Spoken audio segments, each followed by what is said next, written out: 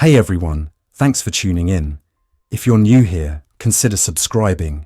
It really helps keep these stories coming. And while you're here, let me know in the comments where you're listening from. Now sit back, relax, and let's get into the story. I was 38 years old. The morning the oxygen alarms began chirping in patterns I had never heard before. In Vault Epsilon, patterns mattered. Every leak had a sound, every pump a rhythm, every mistake a tempo you learned to recognize before it could become a crisis. The corridor LEDs pulsed a muted white that made shadows soft and edges dull. The air always carried the same mix of damp metal and faint nutrient solution from the hydroponics decks 2 levels down. I'd never felt wind. I'd never seen daylight except as a pale green bar on a status screen. I was born down here. The story I was told, the one every child heard at the day room under the old solar converter schematics, went like this. 35 years earlier, the world above Denver fell to an infection that changed the dead into a danger that never got tired. The government moved a final list of engineers and scientists into sealed shelters. Epsilon was one of them, built below what had been Civic Center Park, its old elevator shafts branching down like ribs from the bones of the city. My mother was a maintenance apprentice who slipped on a ladder and broke her wrist on the day she met my father, who worked oxygen scrubbers. They both died before I was 20. I inherited their roots, their tools, and their belief in the diagrams painted on the vault's curved walls. The story also said the surface was unlivable. The elders repeated it in whispers from the dais in the council hall. Radiation pockets from containment strikes, airborne pathogens that never died, and the infected. Slow now, but still dangerous. Silence above us, Elder Merrill liked to say. Safety below us. The words were printed above the mess hall entrance, their paint flaking as if the letters themselves were running out of time. On the morning of the alarms, the oxygen monitor by the south hydroponics door flashed a pattern that meant the scrubbers were cycling too often. We had carbon-sorbent beds that should have shifted every few hours. That day, they were flipping every 20 minutes, triggered by carbon dioxide spiking in sleeping quarters where nothing had changed. When systems act wrong without a cause, it means there is a cause you are missing. I pulled the maintenance log. 4 weeks of rising differential pressure across the scrubber canisters, steady declines in turbine output from the geothermal loop. Unexplained noise in the water purifier's turbidity sensor. Taken together, they added up to a hypothesis I did not like. I signed the work order with my initials, ER-17, and took the narrow stairs to turbine room B.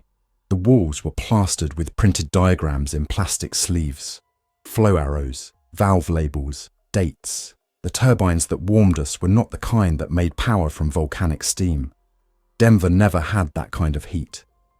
Epsilon used a closed-loop geothermal heat pump network that ran through a forest of deep boreholes. The pumps moved heat from the ground to our air system in winter and dumped heat back into the earth in summer. Surface solar converters, our term for panels, fed power down the old elevator conduits to run the compressors and fans. The brochures, still taped to the turbine room door, showed smiling families under blue skies and a neat block diagram of clean arrows running forever. Forever was over. The main heat pump compressor whined with a pitch I recognized. Bearings scoured by low lubrication and fine particulate. I put my hand on the casing and felt a gritty vibration that had not been there last month. I watched the inlet temperature on the chalked-in display fall a ½ degree, then another half, and I knew the loop wasn't exchanging heat like it should. Flow rates were down. Somewhere, a blockage or a leak was stealing the balance we needed. I logged the data and climbed 1 level down to the water plant. The purifier was a layered system, a coarse pre-filter, coagulation and settling where Alan was dosed by a pump older than me, a bank of sand filters, a reverse osmosis rack, then ultraviolet disinfection. The panel's warning was precise.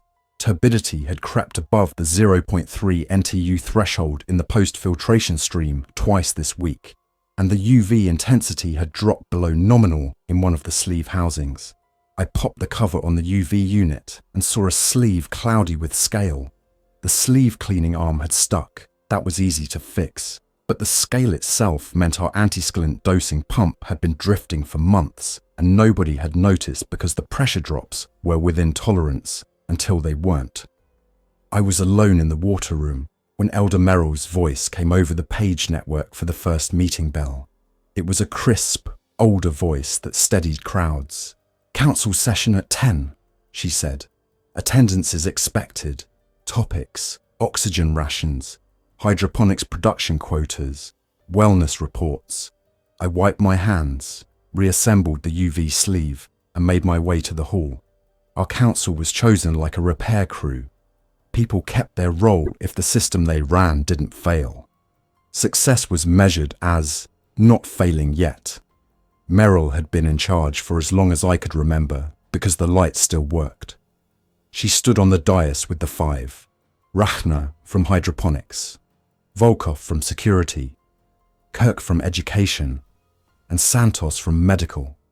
Everyone else gathered in the curved seats beneath the stenciled motto. When the meeting started, the room felt cold from the extra cycles the fans were running to keep carbon dioxide down. Merrill outlined the numbers with her steady hands resting on the lip of the lectern. Oxygen safety margins had tightened. The scrubber media change quota would be pulled up, and sleeping hours staggered to reduce peak demand. Then she said something that made people glance down at their knees. "We will also be asking those whose output is no longer aligned with our common needs to volunteer for quiet duty," she said. Quiet duty had a meaning under the meaning. In Epsilon, every term hid a function. Quiet duty meant reassignment to unlit rooms to save air and power. Some came back, some did not.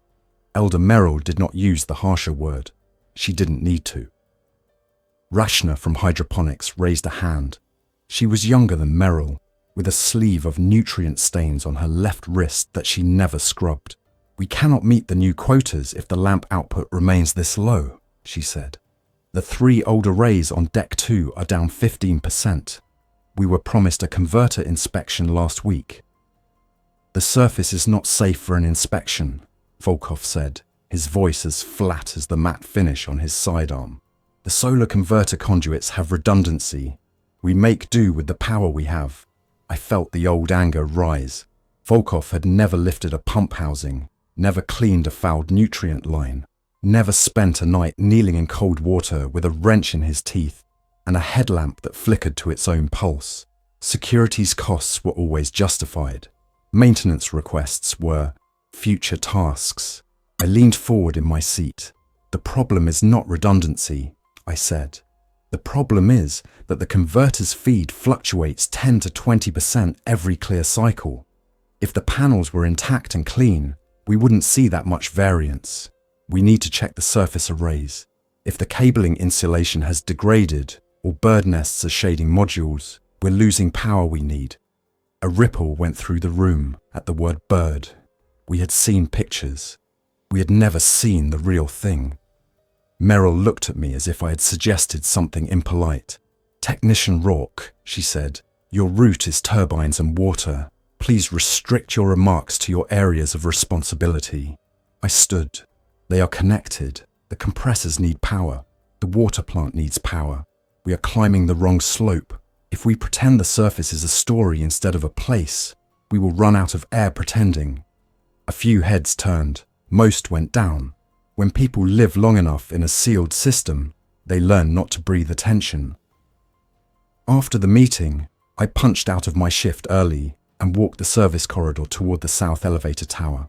The hallway smelled like cold iron and old oil. My boots scuffed paint off the raised letters on the floor that said, "Keep left."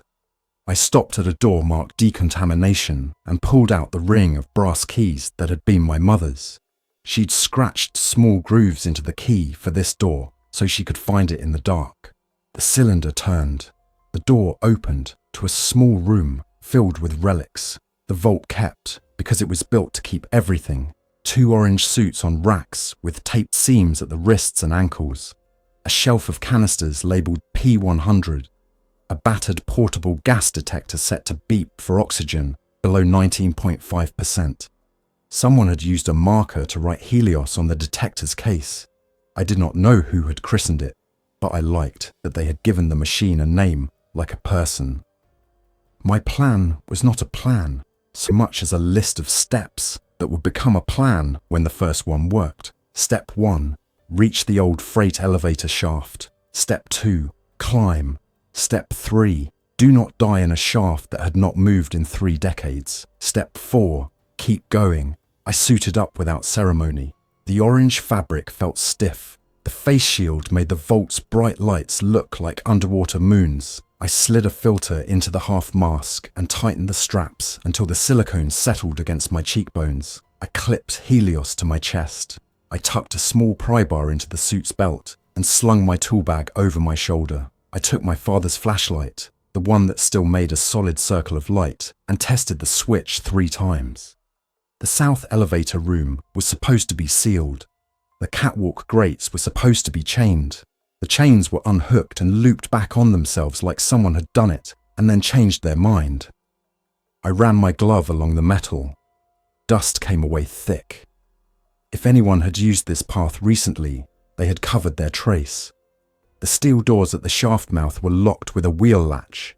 I spun it and leaned my weight. The top door creaked in a voice that sounded like a ship turning in a slow swell. Behind the door, the shaft went up into black. I pointed the flashlight.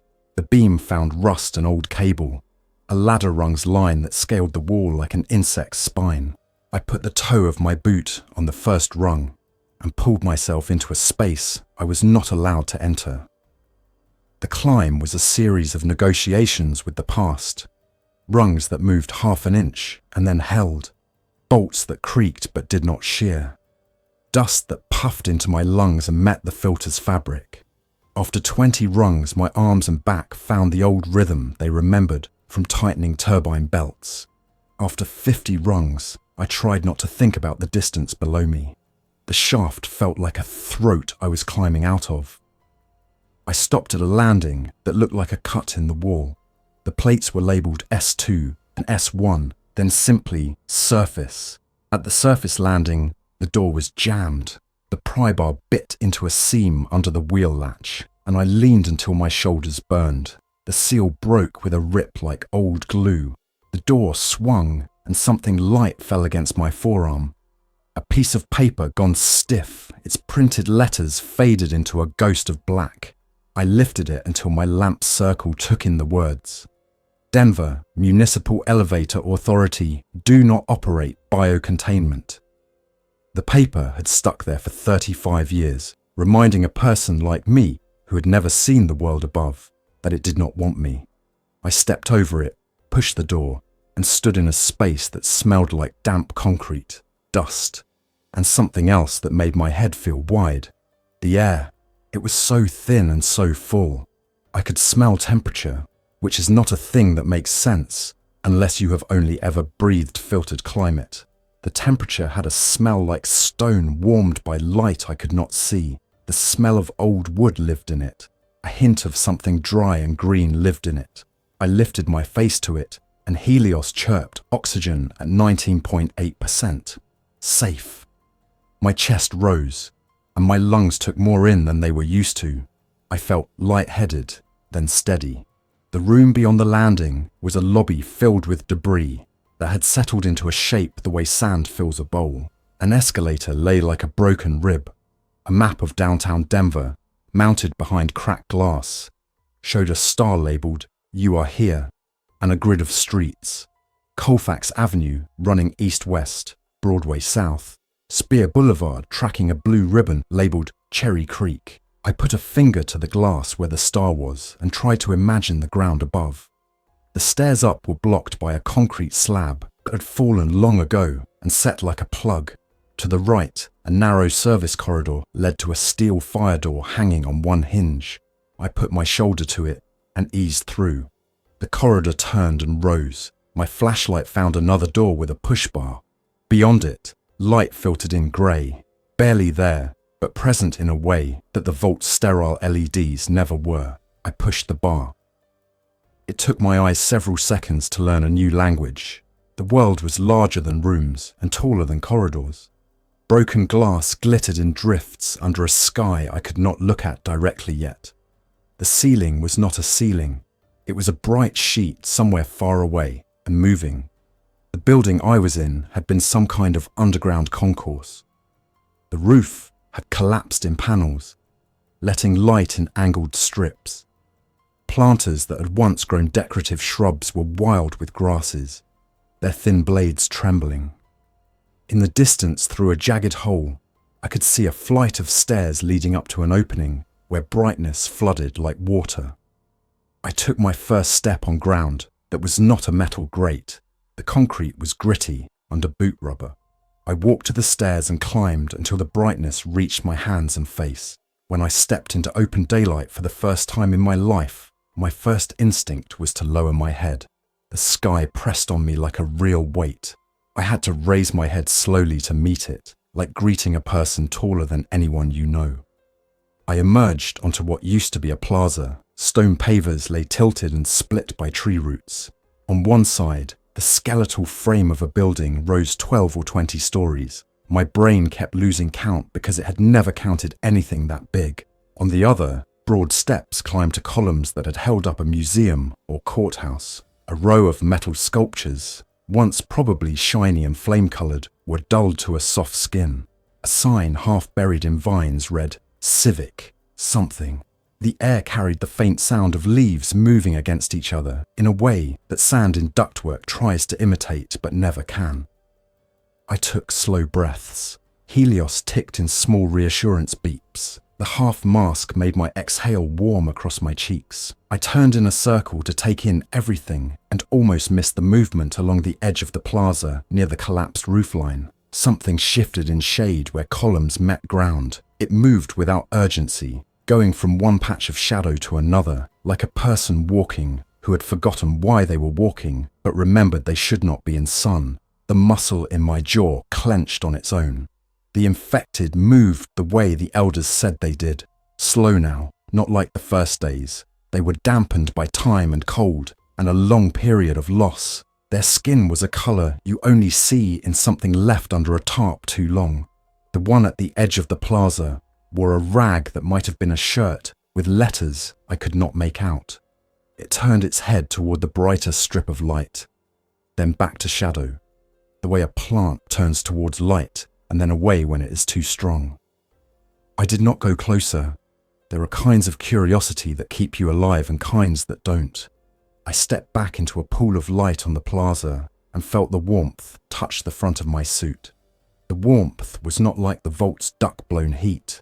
It reached through the suit and asked for my skin. I thought about unclipping the half mask. Helios chirped again. 19.9%. I did nothing. The suit was a promise I would not break yet. I had come for the solar converters, the tallest point I could see, past the broken plaza, and the skeletal tower was the bulge of a roof that might have once been a parking structure. Another page from memory, my mother teaching me to find power by going high. She had traced with a finger on an old Google satellite printout how cables ran from rooftop panels down elevator cores. Pick the tallest roof that was loved, she had said, and that will be where they put them. Loved meant painted and maintained and visited. It meant expensive when the world had money. The museum looked loved in its time. I crossed the plaza in a diagonal line that kept me in open ground, where any movement would be visible. Leaves hissed when the faintest breeze reached them. My boots cracked old glass. I tested each step over broken pavers like I would a ladder rung. The collapsed roof to my right held its shade like a basin. I gave the infected figure there another 30 feet. It did not come out.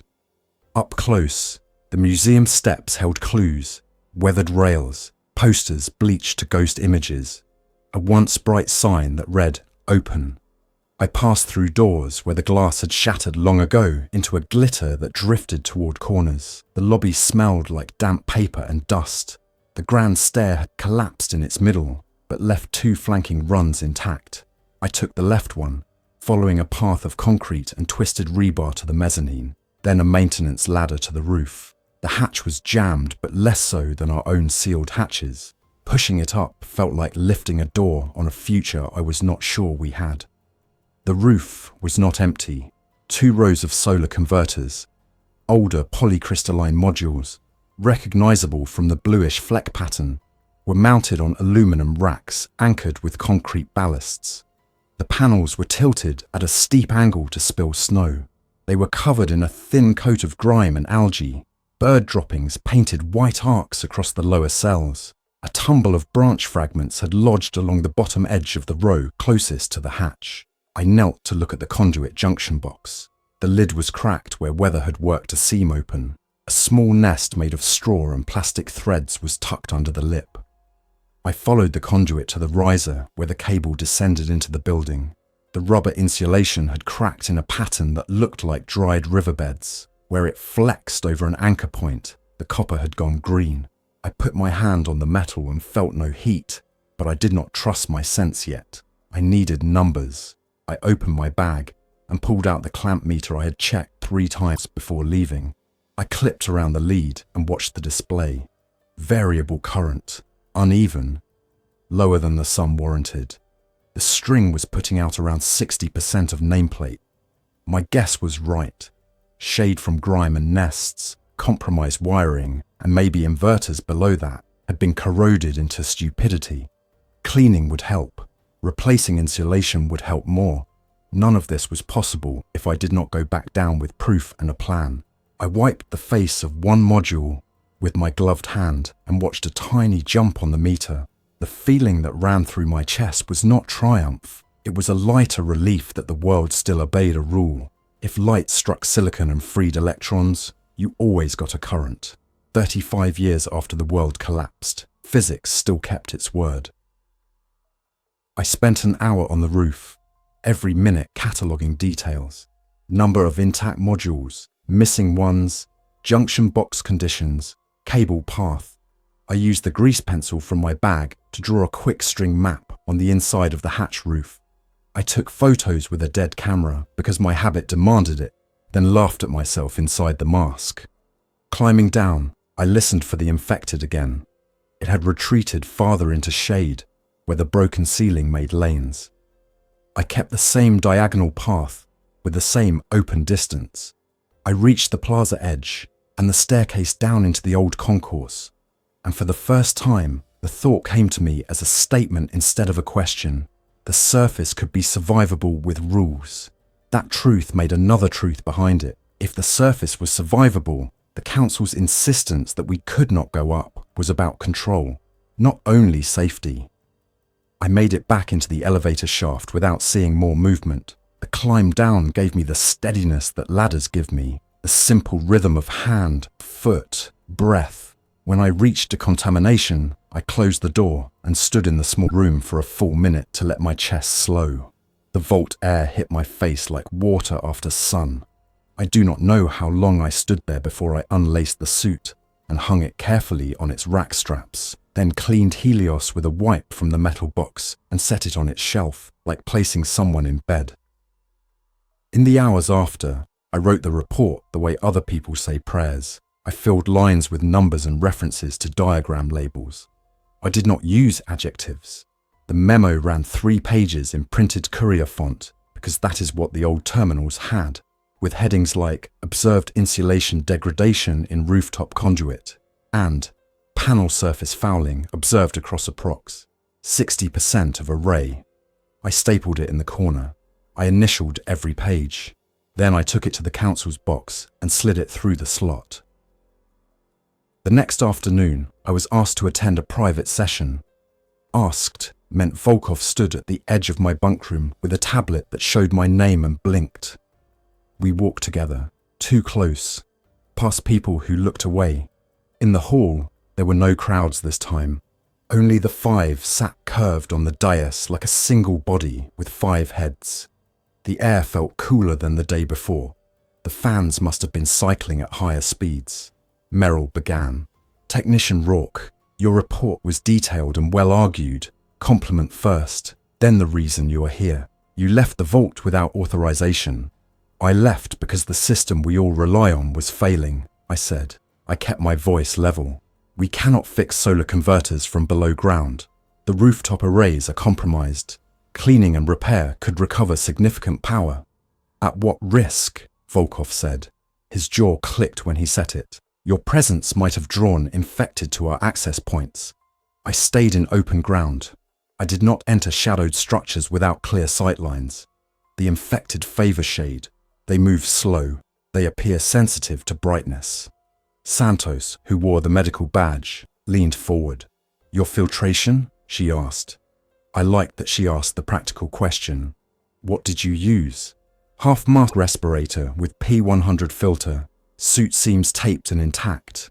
Helios detector for oxygen and volatile alarms. The air was within normal oxygen ranges. No unusual volatile readings. Your device is 30 years old, Volkov said. It may chirp, but that does not make it true. The numbers were consistent with the physical sensation of breathing in open air, I said. Merrill lifted a hand. None of this changes the prohibition. The surface is not safe. In exposures we've recorded, it is not infection that kills most.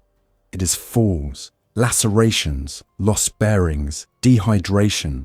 The world above is an unfamiliar machine full of corners. We are a sealed sanctuary. You call it sealed, I said, but it is a bell jar with air leaking out. Turbine B bearings are failing. Reverse osmosis membranes are scaling. We are rationing oxygen behind euphemisms. If we remain a sealed sanctuary without maintenance of the systems that feed us, we will learn the word sealed from the inside of its last use.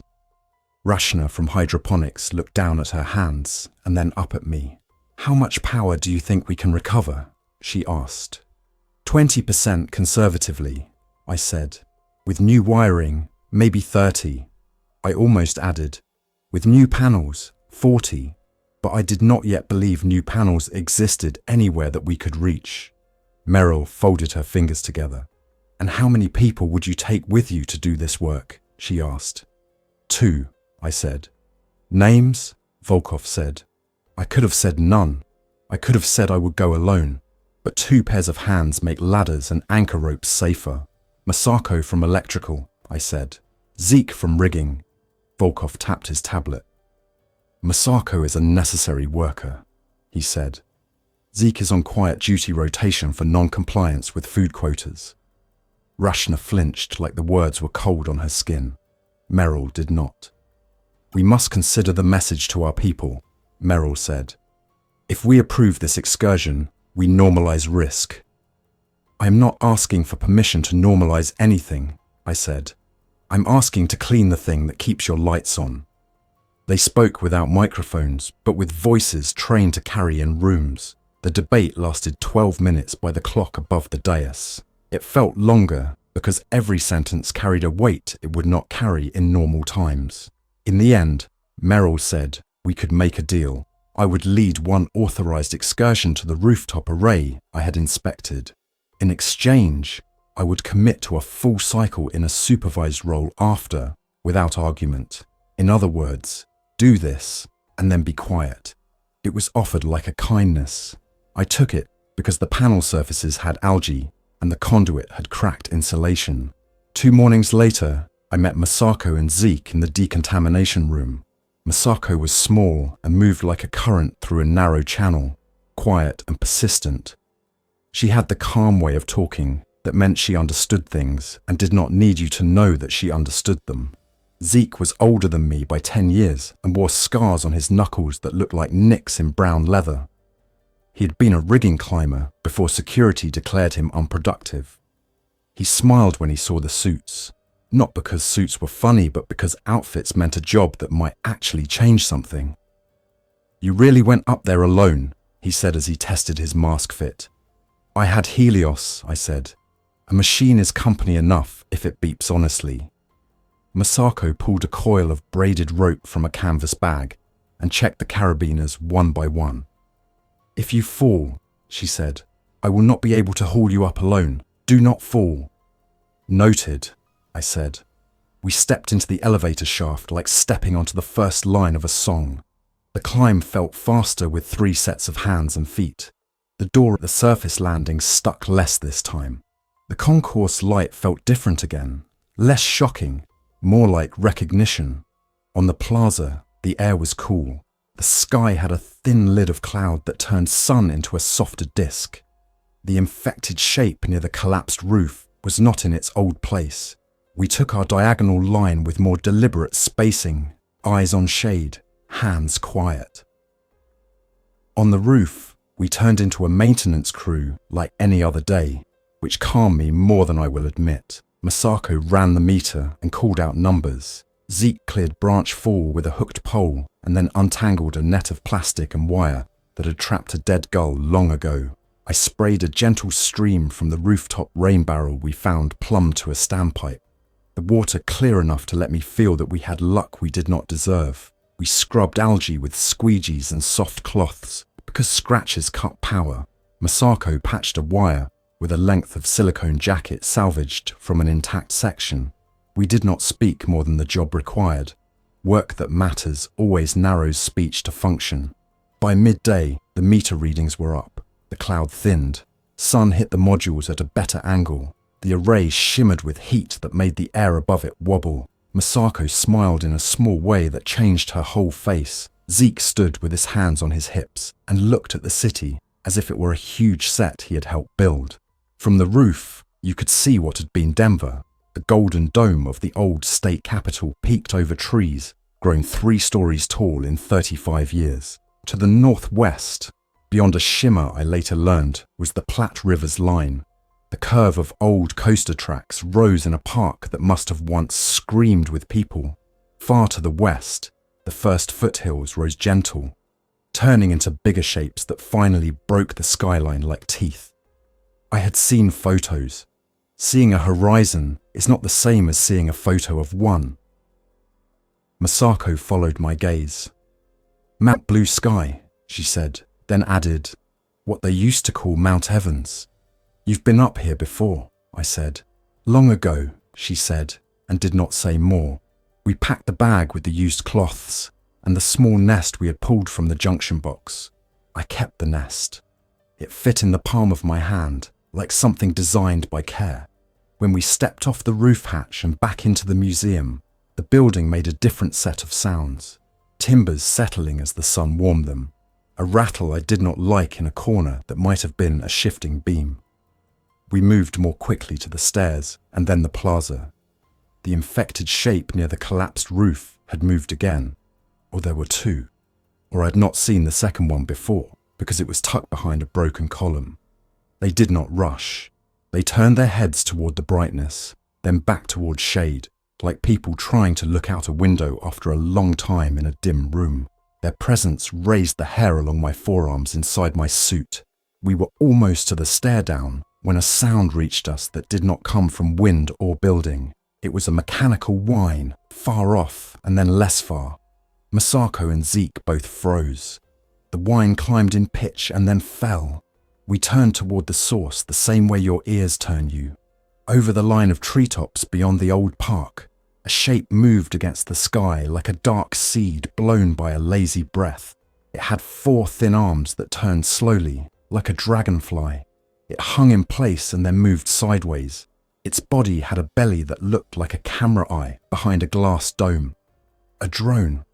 35 years after the fall, someone somewhere had a drone in the sky. It faced us. It hung there. We did not wave. We did not run. A minute passed. The drone slid sideways to hover over the plaza, then tipped and moved to a different angle to look at the roof we had cleaned, then back to us. The whine faded as it rotated its arms and flew toward Speer Boulevard, low and neat, then rose and went west until it blended with sky. We stood still long after the sound had left because surprises make your body lock. Back in the vault, the power readings at the panel were higher that afternoon. The hydroponic lamps on deck 2 brightened by a measure you could see without instruments. Rashna scrubbed her hands and came to find me and squeezed my elbow for a second in a way that said thank you, without saying it in front of anyone else. Later, Merrill called another private session. The compliments were more measured this time because good news made her defensive. I mentioned the drone as fact and let the words sit. From where? Volkov said. West, I said. Maybe from the foothills. Maybe from the observatories. The Maya Womble, Masako said from behind me, surprising me because I did not know she had been invited. Atop Mount Blue Sky. 14,132 feet. Or what used to be that. There are other facilities on peaks nearby. They are good places to set panels above trees. Cold air helps modules perform. An array up there would be productive. Resupply? Merrill said. Water is snow, Masako said. Wind is constant, food is the part that is hard. If someone had a drone and a high perch, they had eyes. If they had eyes, they had a plan. I lay in my bunk that night, thinking about a camera's eyes staring down at us cleaning a roof like ants with squeegees. I thought about whether the drone had seen our hatch and whether that mattered, because if they could fly a drone, they already knew where shafts were. I thought about why my chest felt tight in a way that was not any of the alarms I knew. It took hours for sleep to come, and minutes for the alarms to call me back out of it. At 2:47 in the morning, the carbon dioxide alarms in sleeping quarters D and E triggered in quick succession, not the tight chirp of a threshold edge, the long arcing wail that means a system is leaving its envelope fast. I ran to the scrubber bank and read the numbers my eyes already feared. Sorbent media saturated early, fans cycling and then locking out under load, differential pressure spiking. We had been running too close for too long. The system had no slack left. We switched to the backup bank. It caught for a minute and then gave the same cough of a clogged windpipe. I tasted metal at the back of my tongue. Merrill arrived in a robe, with her hair braided tight down her back, and Volkov in a shirt that had never had grease on it. They looked at the numbers and then at me, like my presence should deliver something I could not pull from a tool bag. We need to throttle, Merrill said. Throttle what? I said. There was no rhetorical in my voice. Oxygen schedule, she said. Not oxygen, I said. People. The look she gave me said she understood both the truth and the implication. It is temporary, she said. Everything down here is temporary, I said, and the sentence felt like it had been waiting in me for years. We shifted sleeping rosters. We assigned more people to work cycles that kept them breathing deeper and therefore better for the numbers, because moving bodies take in more oxygen, but also move air differently. Santos came with a crate of nose clips to reduce mouth breathing during sleep. The measurements smoothed by a margin that would not last. The scrubbers needed new media. The fans needed bearings replaced. The ducts needed vacuuming where fine dust had settled for a decade. Everything a little at once, my mother used to say, until the little is all at once. 2 days into the emergency protocol, a note found me in the turbine room taped to my toolbox. The tape was new. The paper was from a pad we did not give out to many people. The handwriting was neat. It said, "You are not wrong. The surface is a machine too. If you want to see a part of it that still runs, come to the North Freight Stair at 2100. Bring no one who reports to security. Bring your eyes and leave your uniform tag behind." There was no signature. I stood with the note in my hand for a full minute, watching the turbine's belt spin like a river. At 9 p.m, I went to the North Freight Stair. The light there was less because fewer people walked that way. The paint flaked more. The sound in the stairwell was a hum that came from the angle of air moving past concrete. A figure stood 2 flights up, where the light was poor, and then moved down and became Masako. "I don't report to security," she said, as if answering the note's condition, "and you do not have a uniform tag if you follow directions." I had. I felt naked without the small plastic rectangle that let doors open. "Where are we going?" I said. "Up," she said. "Farther than the museum." I did not ask how she had a key to the other decontamination closet, the one I had not known about under the north stairs. I did not ask how she knew the right cable anchor a person could step over in the upper shaft. Masako had been up twice, she said. Years ago. Alone. Once to bring down a weather instrument. A plate radiation sensor for the hydroponics light lab. Once to see if the world still had stars. We climbed different stairs this time. The shaft doors opened in different places. We moved through a part of the surface that had been a service tunnel under Colfax Avenue, then out into a parking level where cars sat on rotted tyres.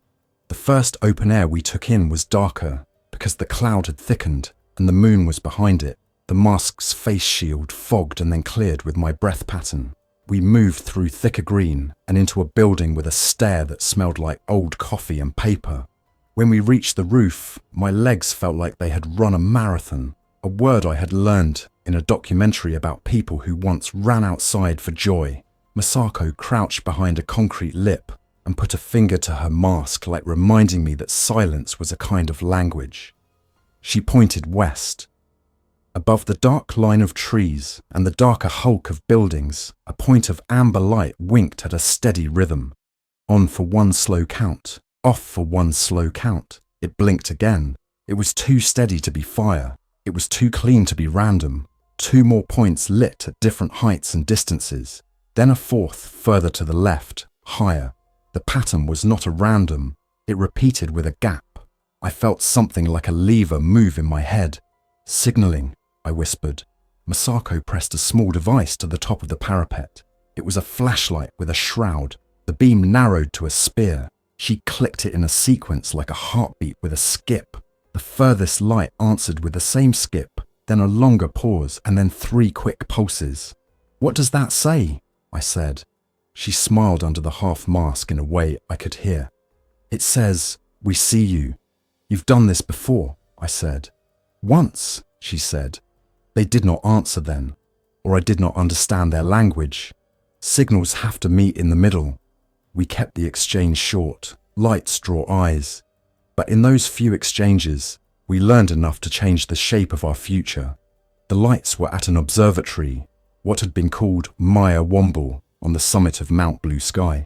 The group there had built wind turbines and solar arrays and learned the rhythms of storms. They farmed in low hoop houses when the weather eased, supplementing with mushrooms and carefully managed stores. They moved between the summit and lower sites, mobile to avoid attention, and the drone we had seen was theirs. When we climbed down, my legs were rubber and my head was a room with new furniture. In the morning, I told no one, because there are truths that need a container to hold them before you pour them into a room. The next weeks ran on 2 tracks at once. On one track, I led crews to clean more panels, to pull brittle insulation through conduits 1 measured rope length at a time, to swap bearings in the whiny turbine. On the other track, Masako taught me how to read the observatory's light code, and I taught her a maintenance shorthand based on valve positions and flow arrows. We traded knowledge like parts. We did not tell Merrill. We did not tell Volkov. Secrets are a liability in a sealed system. They are also the only way to build something new before the old thing notices. The observatory sent a message on the 4th night after we had shown our light, a sequence that translated to weather window 10 days. It was an invitation in code, a period of clear enough conditions to attempt a traverse. The route they suggested was a set of numbers and letters that I understood after sitting with a map. HY6, Squaw Pass. Then a set of trail identifiers that someone had etched into a sheet of plywood we stored in the map room. The idea of leaving the city felt like setting a pump spinning the wrong way and hoping it would hold. The same thought carried another. If the observatory existed and they had systems that worked, the Vault had to hear the truth before quiet duty became official policy for anyone who asked the wrong questions. When I approached Rashna, she listened to the whole thing without breaking eye contact. She was not built for pretense. "If the Vault's fertility trend is what Santos's private reports suggest," she said, "we run out of children no matter how many potatoes I grow. Isolation changes genes, and we did not plan for this long. Can we bring people?" "Not all," Masako said. "The observatory population is small. They warned that their food margin is measured. But they said if we can send those with specific skills, they can expand turbines, water systems, repair, medicine, radio." I laughed for the first time in days. "We have those," I said. "What about infected along the route?" Rashna said. "You go in daylight. Masako said. You stay out of rooms and underneaths. You move steadily. You stand still when you need to, but not in shade. You think of them as hazards that follow rules, not creatures that chase. They cluster in cool places. You treat them like a field of rocks in a river. She looked at me. You taught me that, without the river. We planned like we had always planned, with list boards and tasks and wedges driven into doors to hold them in certain states. Zeke volunteered to build sleds for gear that had wheels to ride over cracks. Santos assembled a kit that looked like a clinic shrunk for a march. Syringes, bandages, antibiotics that had a year left if you read the old date codes generously. We picked 5 to go first. Me, Masako, Zeke, a young woman named Aisha who had apprenticed in water and had a way with pump impellers I trusted, and Owen from education, who, despite his youth, read maps like they were stories and did not get lost. We left at 6:15 in the morning because light was good then, but not harsh. Volkov watched us at the shaft mouth with his arms crossed. Meryl did not attend. She announced, later in a recorded address, that an authorized team had been sent to inspect ancillary infrastructure. She did not say where. The people who watched us go did so in 2 ways, with eyes that said go and mouths that stayed still because they had learned that. The city we moved through was quieter than the vault. Quiet above ground has insects and the air's own voice. We moved along Speer, keeping the green belt to our left where Cherry Creek ran, then cut northwest toward places the map said were Union Station, and then the confluence where the Platte met the creek. The bridges still held, though some had lost railings to old floods. We crossed on the crowns where the concrete was thickest and watched the shade under the bridges for shapes. Twice we saw infected standing in water to their calves, swaying a little, not with intent, but with the way moving water asks a body to move. We gave them wide room and kept going. Above downtown, we tracked west along roads that had become narrow green corridors. Ivy made tunnels where steel once held signs. We passed a building with a mural that had somehow retained colour. It showed a woman with her eyes closed, listening.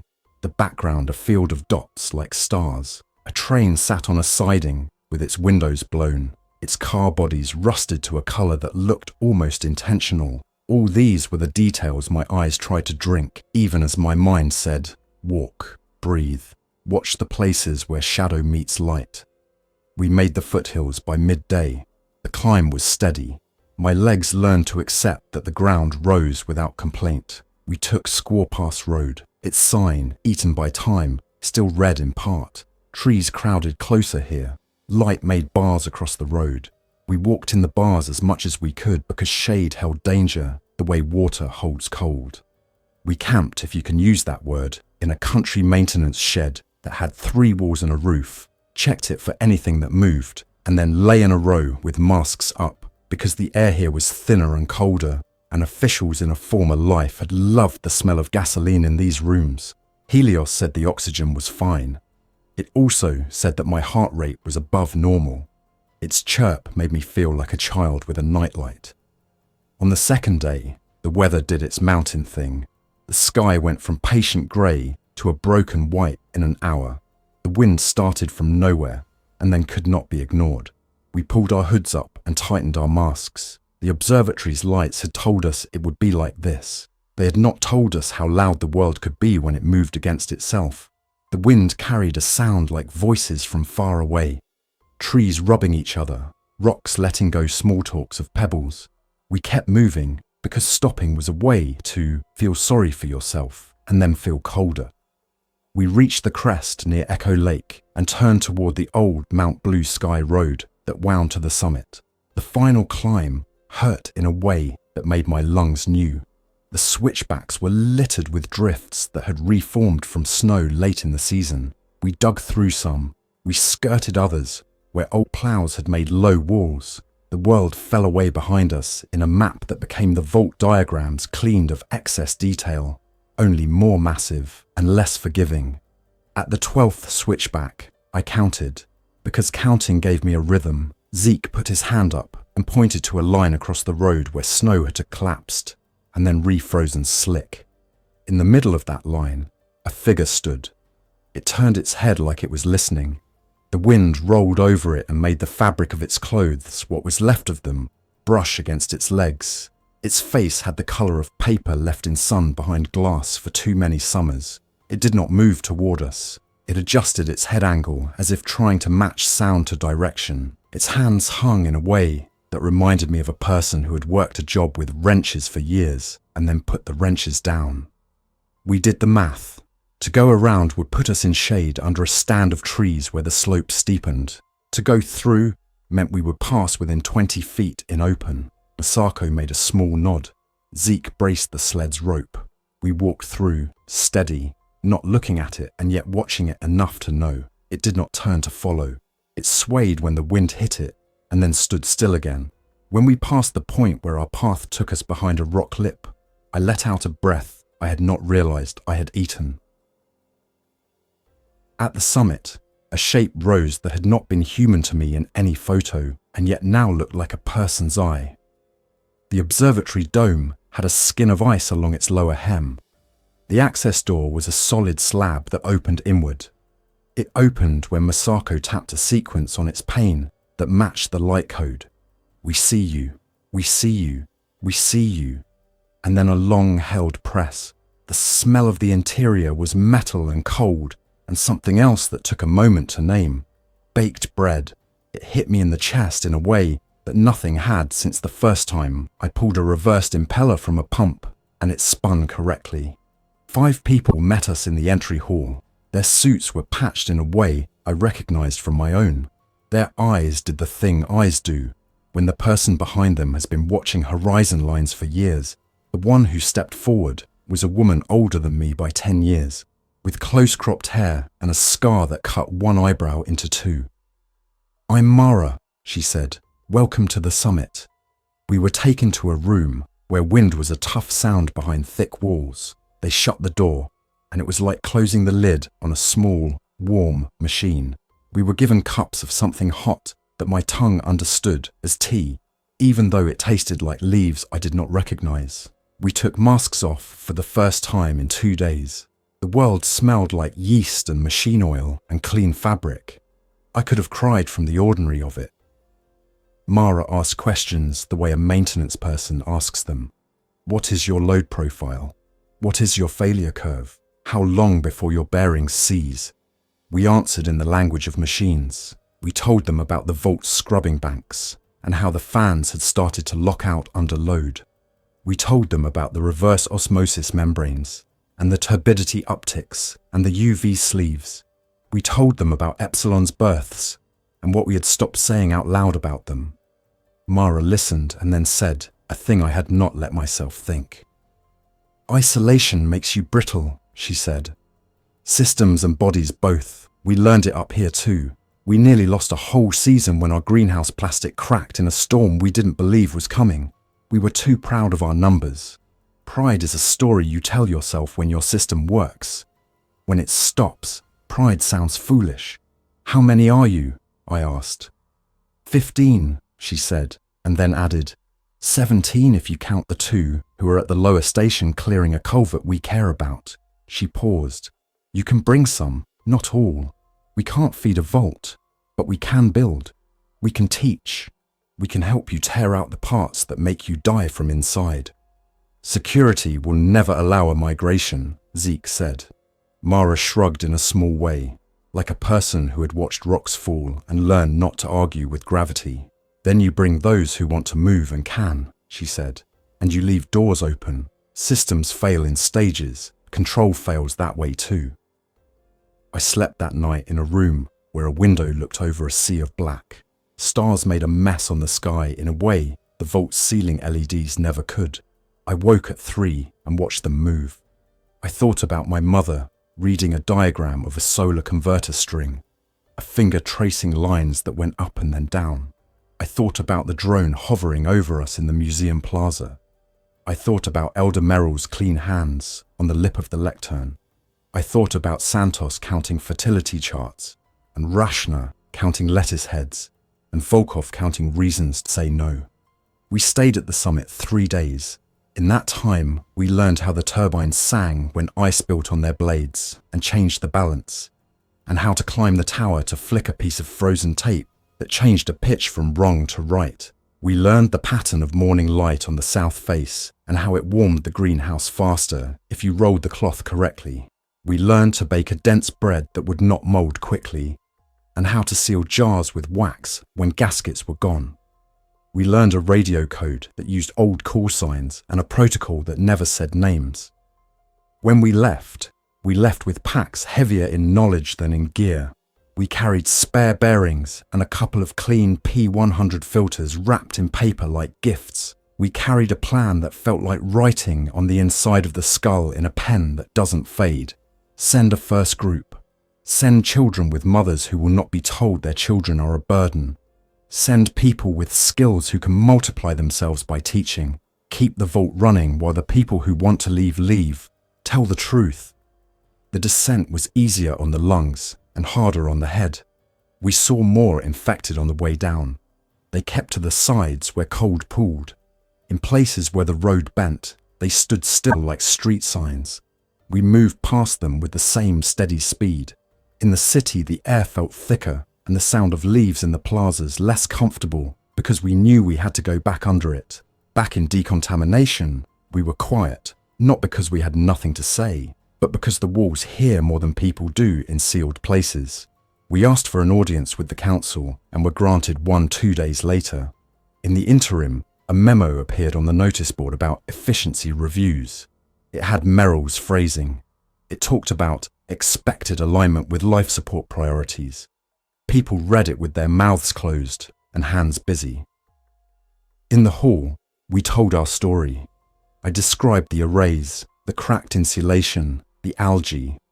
Masako described the drone and the observatory and its power and water. Santos spoke about the gene pool and what happens to populations that close on themselves. Rashna spoke when Merrill tried to interrupt, which she had never done in my memory, and said the words food and child and future in a sequence that left no line left to misread. Rashna was not a person who pushed words hard unless the truth was worth the push. Volkov called us liars. He said the surface was a trap. He said the drone was a lure. He said the lights were signals to draw us into nets. He had less detail than we did, and his voice filled that lack with volume. The room listened to our data, and his loud, and I could watch the choice play across people's faces, like the lights changing colour on an old panel. Merrill closed her eyes for a long second after Volkov finished, like she had seen a long line of days behind the lids. When she opened them, she said the sentence that would end Vault Epsilon as it had been. "You may leave," she said. "Not all, not at once, but you may organise volunteers and go. We will not follow. We will continue to hold here. We will continue to be a sealed sanctuary." I said, "Sealed sanctuaries are museums for things that have already ended." She did not answer. She did not have to.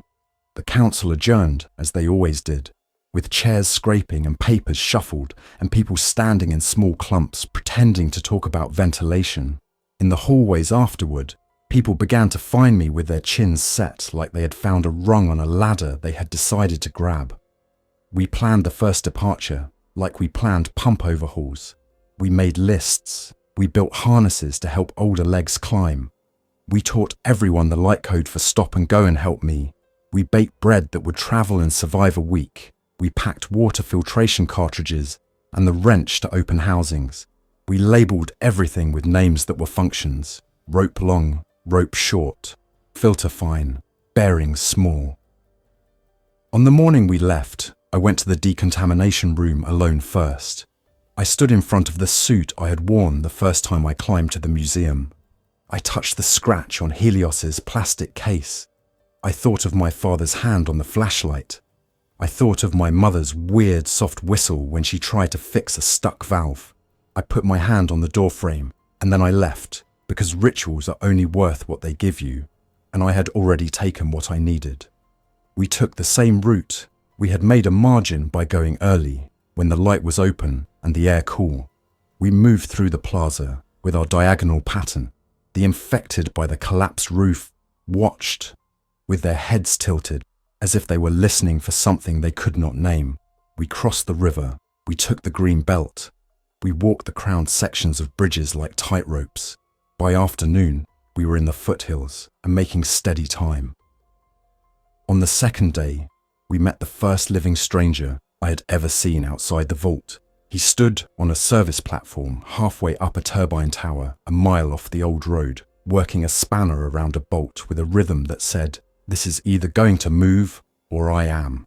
He saw us and squinted, then raised his hand in a slow hello. We raised ours the same way. He did not call out. Neither did we. Sound carries strangely in open places, and he had a job half done he could not leave. It was enough to see a living body moving in a way that said everything we needed to know. We were not the only ones trying to keep something turning. At the summit, the observatory took us in like a mouth takes in air. Mara hugged Rachna in a way that made me look down, because some moments are private even when you are surrounded by 15 people you have never met.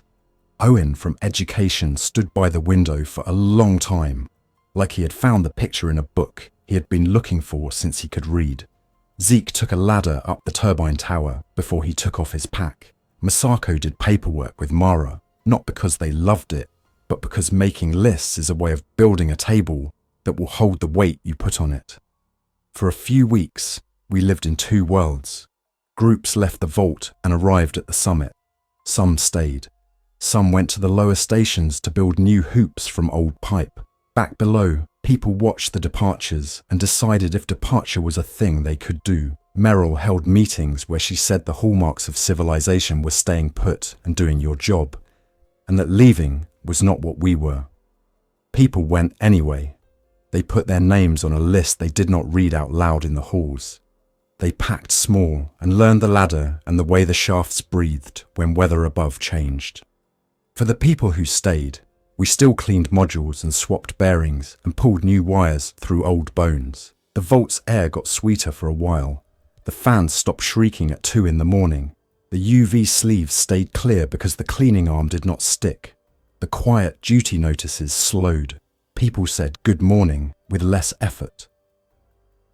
In the 4th month after the first departure, a new thing found us. It was not an infected horde or a failing turbine. It was a message that rode down from the summit in a packet of paper inside a pack wrapped in plastic because paper needs it. Project Helix, the note said. The word made Santos look at her hands like she had been waiting for it. The observatory had found something in an old lab not far from Aurora, the Anschutz campus, printed on a map. They had pulled logs from a server that would still boot if you held the power button down and breathed correctly. The logs said, what you don't expect to find in a room that has been unmanned for 35 years, that the infection had settled into a stasis after the first chaotic years, that a time existed when the curve of cases had declined, not because everyone was gone, but because the thing that made them had burned through its fuel. Then someone had decided to deploy biocontainment strikes that brought down more than infections. Humanity did this to itself, Mara said on the radio in our agreed code. Not all of it, enough to make the rest harder. I took that news to Meryl because despite everything, I still took things to her.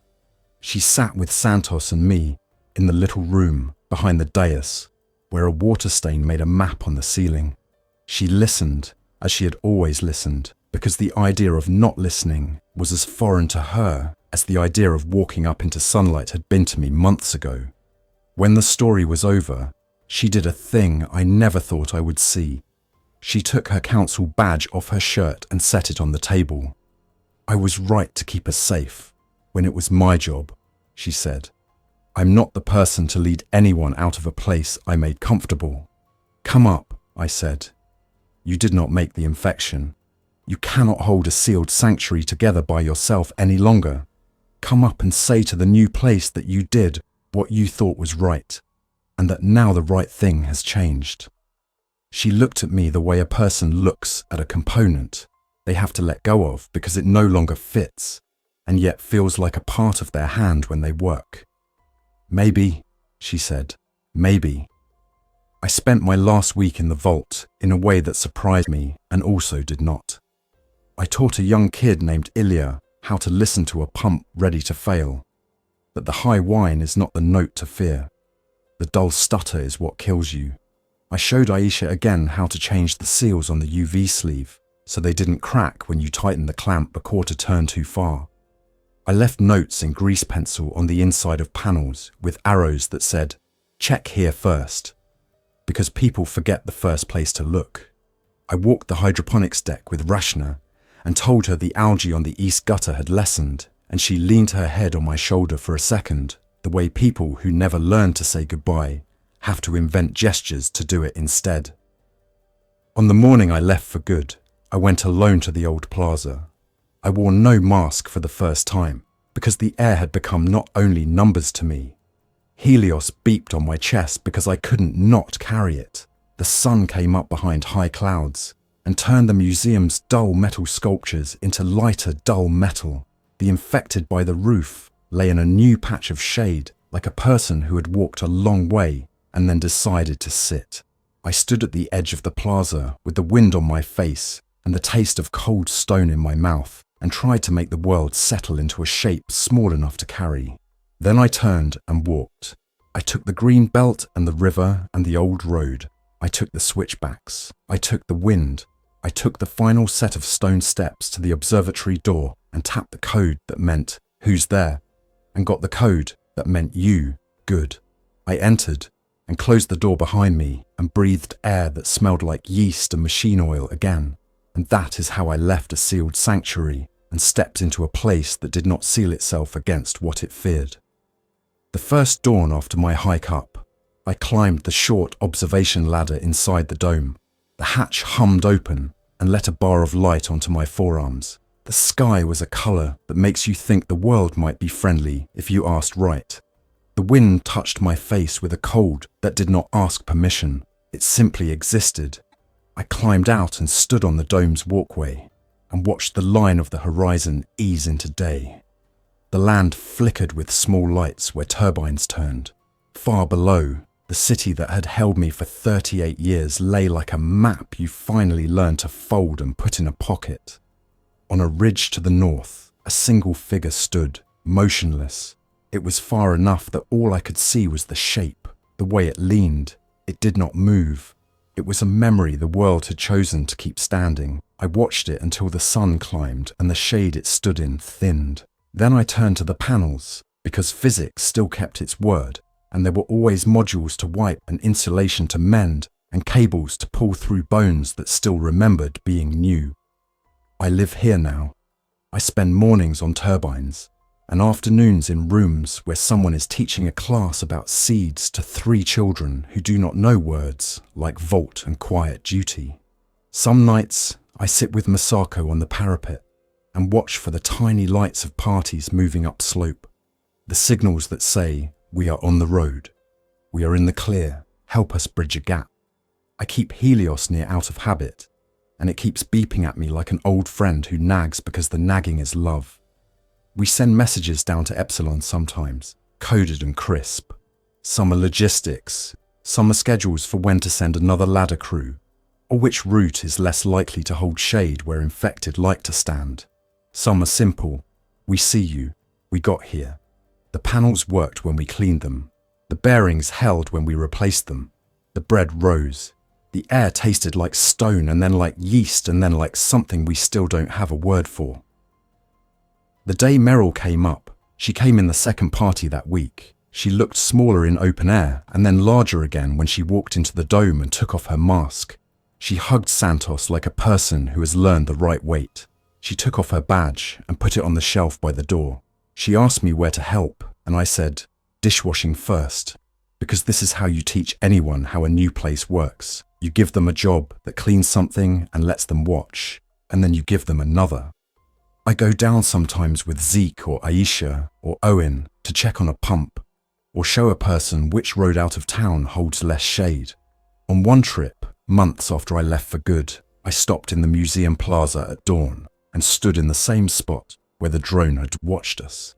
The infected figure in the collapsed roof's shade was gone, or maybe it had fallen deeper into darkness, or maybe I could not see it because the light had made a different angle and I did not know what to do with the space where it had been. I did what we do with uncertain things. I made a note on a clipboard I carried, and I walked on. Nights at the summit end, with a ritual no one planned. We turn off the work lights one by one, slower on purpose, until the dome's glass shows our faces and then shows the stars through them. We stand there and look, the way people must have looked 1,000 years ago, and also in my parents' childhood. The wind pushes at the dome, and the turbines sing in a pitch that now sounds like home. When I go to sleep, I hear that pitch in my ears and find my breath matching it. In the morning, I wake and go to work, because place and purpose involve the same muscles. This is the way we became another kind of sanctuary. I keep the bird's nest on a shelf near my bed. It is a shape made by small hands without understanding physics and yet using it flawlessly. I like to think we made something like it. A place woven from whatever we had at hand, too fragile to last forever and yet sturdy enough to hold things new. When I climb to the dome's edge at dawn and the sun inflames the horizon, I like to imagine that far below, in an old plaza, a figure stands and listens to the wind and wonders why it is there. We do not speak to each other. We do not need to. The world is a machine you can learn to listen to. Physics keeps its word. And when you climb a mountain at dawn after a life below ground, the air in your face tells you the same story every time. This is real. Keep going. Thanks for listening. If you enjoyed this story, don't forget to like and subscribe. Your support keeps these creepypastas coming. Until next time, stay alert, stay safe, and never ignore the feeling that something is watching.